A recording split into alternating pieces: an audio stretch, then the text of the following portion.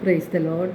സ്നേഹമുള്ളവരെ, വിശുദ്ധ പൗലോസ് ലീഗ റോമാക്കാർക്ക് എഴുതിയ ലേഖനം 8-ാം അധ്യായം 32-ാം തിരുവചനമാണ് ഇന്ന് വിചിന്തനത്തിനായി എടുത്തിരിക്കുന്നത്.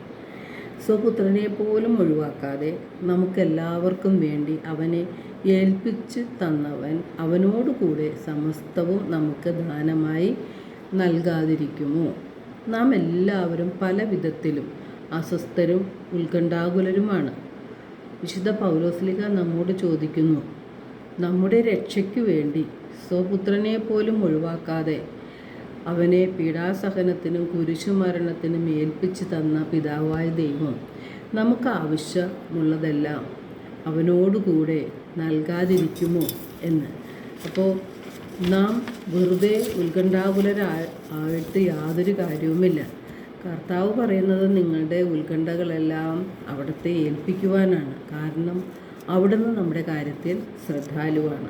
1 യോഹന്നാൻ 4:10 തിരുവചനം പറയുന്നു, നാം ദൈവത്തെ സ്നേഹിച്ചു എന്നതിലല്ല, അവിടുന്ന് നമ്മെ സ്നേഹിക്കുകയും നമ്മുടെ പാപങ്ങൾക്ക് പരിഹാര ബലിയായി സ്വപുത്രനെ അയക്കുകയും ചെയ്തു എന്നതിലാണ് സ്നേഹം എന്ന്. പിതാവായ ദൈവം നമ്മെ എത്രമാത്രം സ്നേഹിക്കുന്നു എന്ന് നാം മനസ്സിലാക്കാത്തത് കൊണ്ടാണ് നാം പല കാര്യങ്ങളിലും അസ്വസ്ഥരും ഉത്കണ്ഠാകുലരുമായി തീരുന്നത്. റോമ 5:8 തിരുവചനം പറയുന്നു, നാം പാപികളായിരിക്കെ ക്രിസ്തു നമുക്ക് വേണ്ടി മരിച്ചു. അങ്ങനെ നമ്മോടുള്ള സ്നേഹം ദൈവം പ്രകടമാക്കിയിരിക്കുന്നു എന്ന്. സ്നേഹിതർക്ക് വേണ്ടി ജീവൻ ബലി കഴിപ്പിക്കുന്നതിനേക്കാൾ വലിയ സ്നേഹമില്ല എന്ന് പറഞ്ഞ യേശു തൻ്റെ ജീവൻ കുരിശിൽ നമുക്കായി ബലിയർപ്പിച്ചു. വിശുദ്ധ യോഹന്നാൻ 3:16 തിരുവചനം പറയുന്നുണ്ട്, അവനിൽ വിശ്വസിക്കുന്ന ഏവനും നശിച്ചു പോകാതെ നിത്യജീവൻ പ്രാപിക്കുന്നതിനു വേണ്ടി തൻ്റെ ഏകജാതനെ നൽകാൻ തക്കവിധം ദൈവം ലോകത്തെ അത്രമാത്രം സ്നേഹിച്ചു. ദൈവം തന്നെ പുത്രനെ ലോകത്തിലേക്ക് അയച്ചത് ലോകത്തെ ശിക്ഷയ്ക്ക് വിധിക്കാനല്ല, പ്രത്യുത അവൻ വഴി ലോകം രക്ഷ പ്രാപിക്കാനാണ്. നാം നമ്മുടെ സ്വന്തമല്ല, യേശുവിൻ്റെ തിരുരക്തത്താൽ വിലയ്ക്ക് വാങ്ങപ്പെട്ടവരാണ്. അതിനാൽ നാം ജീവിക്കുന്നുവെങ്കിൽ യേശുവിന് വേണ്ടി ജീവിക്കണം, മരിക്കുന്നുവെങ്കിൽ യേശുവിന് സ്വന്തമായി മരിക്കണം.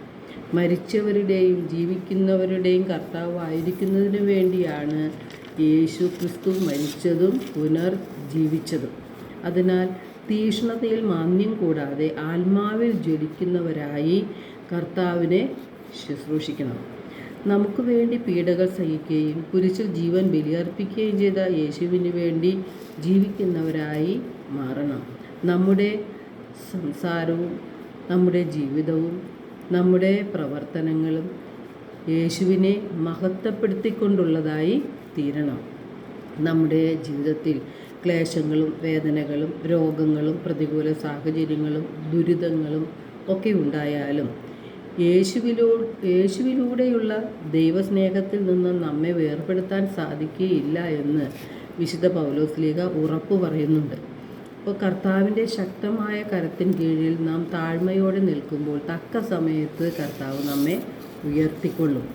ഒന്നുകൊണ്ടും നാം ഉത്കണ്ഠാകുലരോ അസ്വസ്ഥരോ ആകേണ്ട ആവശ്യമില്ല.